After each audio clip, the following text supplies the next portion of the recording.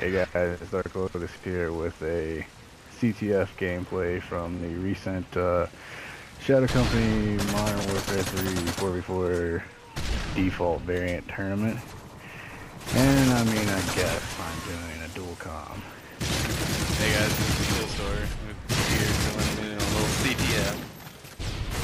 Don't even know what's going on here. Alright, so I guess the best way to start things off is just actually talk about what we're watching. Well, not necessarily this game in particular, but the tournament in general. I mean, from my perspective, it was the first tournament of many, and I think everything went pretty smooth. But, I mean, very few issues. Really no issues, to be honest. A couple teams got started a little late, so we got behind the schedule. And a couple teams had to drop out because they got later at night and they didn't want to play any longer. Outside of that, I didn't see any issues. I mean, how do you feel about everything? Yeah, unfortunately, we didn't really get as many teams as we had hoped for. It wasn't as big of a tournament as we wanted, but I think with the round robin idea, it made it at least as active as we could have got with the minimal teams we had. Everybody got to play every other team, so that was pretty good. But yeah, other than that, I mean, it went pretty smooth for the first tourney, and not everybody had really had a lot of experience with tournaments and the workings of it. So I think everything went smoothly with that. Otherwise, Right. I mean, I try to keep everything between the two of us with our experience doing tournaments and GVs and competitive stuff. I tried to keep everything laid out and straightforward, so there wouldn't be a lot of questions. I mean, as long as you kept track of the rules and the settings, I mean, you shouldn't have any trouble, except for, essentially time, which that really can't be necessarily anything done with that. right? Yeah, and I mean, you got to realize we haven't really done a lot with tournaments either, especially not running them ourselves. So this was really a big experience for us too.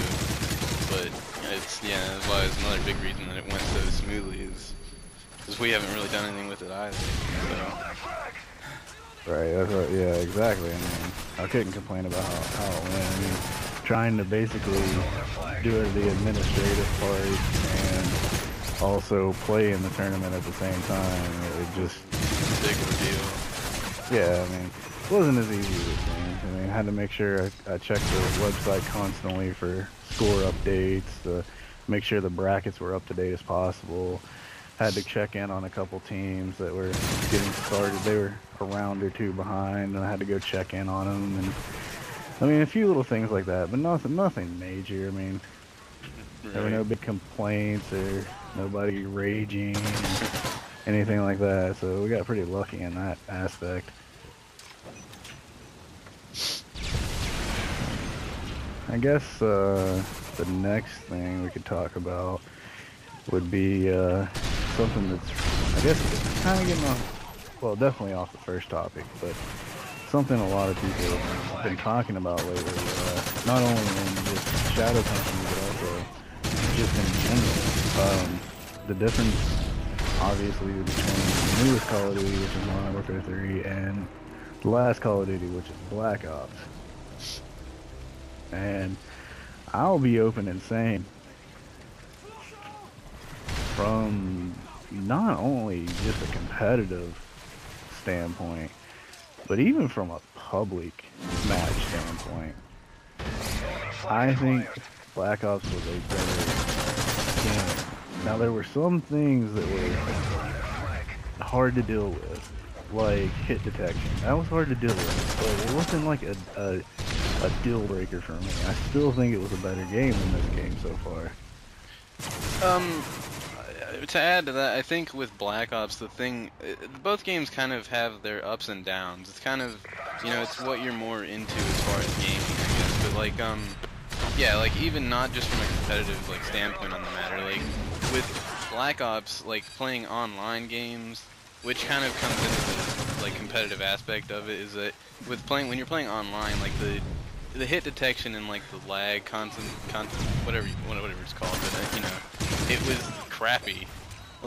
you know, you had hitboxes that would be like 5 miles behind a corner, and you could literally like bullet curve people from like 4 miles away, and it was, and that ruined Black Ops' aspect. And I don't know, maybe it's just me, but I thought that Black Ops was a lot less balanced as far as like, you know, you had like one basic perk setup, and I mean everybody in competitive aspect uses a FAMAS, and if you use a FAMAS in pubs, you would wreck everybody too. But in the same light, I mean MW3, you've got right now I'm standing at Type 95, but you know, it doesn't really have any skill to it because you can get a one-shot burst kill. And, you know, you also have, you know, crap like the UMP, the PP90. There's a lot of things that people don't like about MW3 because there's no set gun and no set perks that you can use that make it super like balanced and even for every player. I guess is one thing that people have a dispute with in this game. And obviously, with like a competitive aspect, the maps that you have on MW3 are generally considered crappier than Black Ops, which I agree with. I honestly think that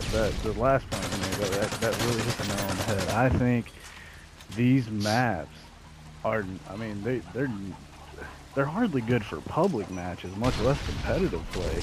Right. And but then on the other point, like the guns, that's actually probably the one thing I like more about Modern Warfare 3 compared to Black Ops competitive play, is I like the variety. I like, like, I mean, you can see I'm using a submachine gun. I mean, I'm using a PP90, and in Black Ops, I can't think of a time I didn't use the FAMAS when we were actually in a competitive match. Right. Yeah, and that's the thing that, I mean, you know, with Modern Warfare 3 you have a variety with, like, you know, setups and classes, but your map choices are very limited just because, I don't know, like, the spawns, the general layout of maps are just not very good in this game as far as, you know, playing it competitively as a team is concerned. They're totally unbalanced. I mean, there's not a map on this game that isn't one-sided.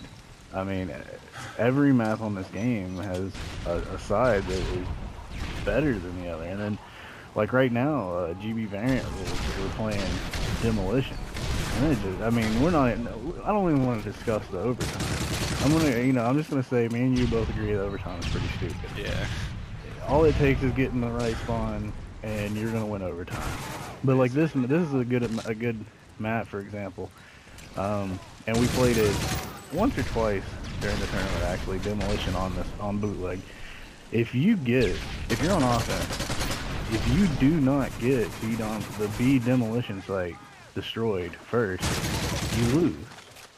I mean, yeah. Sure, if you're a really, really good team and you're playing against a subpar team, you might have a shot of getting in there.